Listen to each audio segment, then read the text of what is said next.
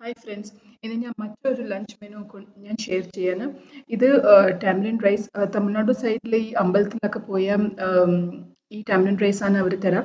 അതെങ്ങനെ ഉണ്ടാക്കാൻ ഞാൻ ഇവിടെ കാണിക്കുന്നു. ആദ്യം ഒരു ചീഞ്ചട്ടിയിൽ 2 സ്പൂൺ പെപ്പർ നന്നായിട്ട് അതൊന്ന് ഫ്രൈ ചെയ്തെടുക്കുക. എന്നിട്ട് അത് കോഴ്സായിട്ടൊന്ന് ഗ്രൈൻഡ് ചെയ്യും. എരിവിന് ഈ പെപ്പർ മാത്രമേ ഉള്ളൂ.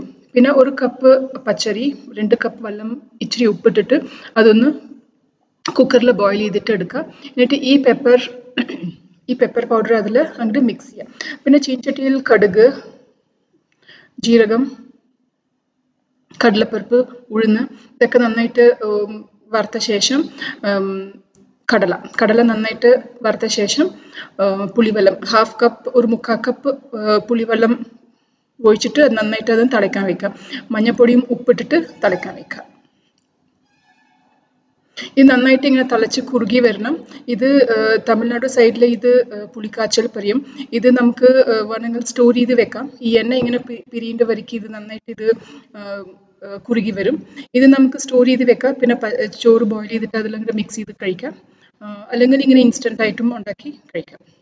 എന്നിട്ട് ഈ ചോറ് ഈ റൈസ് നമ്മൾ പെപ്പറിൽ മിക്സ് ചെയ്ത റൈസ് ഇതിൽ ഇട്ടിട്ട് നന്നായിട്ട് അതങ്ങോട്ട് മിക്സ് ചെയ്തെടുക്കാം. നല്ല ടേസ്റ്റിയുള്ള റെസിപ്പിയാണ് ഇത്.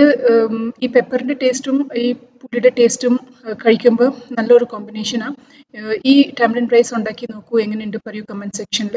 ഇതിന് നല്ലൊരു കോമ്പിനേഷൻ പൊട്ടറ്റോ ഫ്രൈ ആണ്. ഞാനിവിടെ പൊട്ടറ്റോ റൗണ്ടായിട്ട് കട്ട് ചെയ്തിട്ട് തവാല ഫ്രൈ ചെയ്തു. റൗണ്ട് കട്ട് ചെയ്തിട്ട് അതിൽ എല്ലാ മസാലയും ആഡ് ചെയ്യാം. മഞ്ഞൾപ്പൊടിയും, മുളക് പൊടിയും, ഉപ്പും, ജീരകം പൗഡർ, എന്ത് വേണമെങ്കിലും മസാല അതിലിട്ടിട്ട് തവല നന്നായിട്ട് അതങ്ങോട്ട് ഫ്രൈ ചെയ്തെടുക്കാം. കുറച്ച് തവല ആദ്യം കുറച്ച് എണ്ണ ഇട്ടിട്ട് ഫ്രൈ ചെയ്തെടുക്കാം.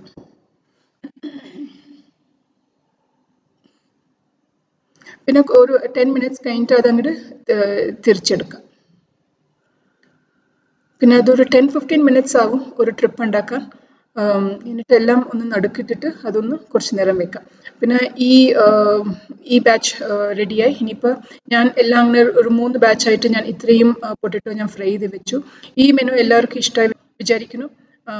ഇതൊന്ന് ട്രൈ ചെയ്തിട്ട് കമൻറ്റ് സെക്ഷനിൽ പറയൂ എങ്ങനെയുണ്ടെന്ന്. Thank you.